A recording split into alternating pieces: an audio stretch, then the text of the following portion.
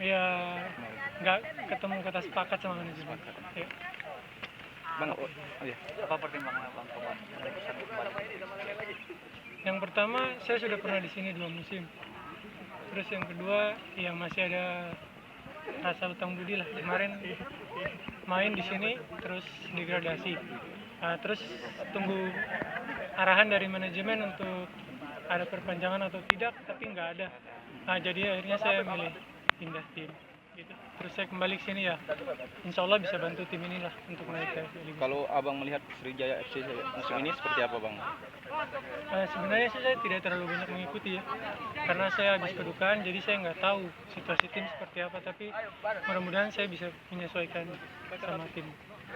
Berapa lama Bang cari komunikasi dengan pelatih atau manajemen sebelum Saya dengan manajemen itu mungkin sekitar 1 minggu yang lalu. setelah Tapi pamit ya? Sekian banyak. iya, saya sama Semen Padang sebelum ada keputusan dari Semen Padang, saya nggak jalin komunikasi sama tim manapun. Ya.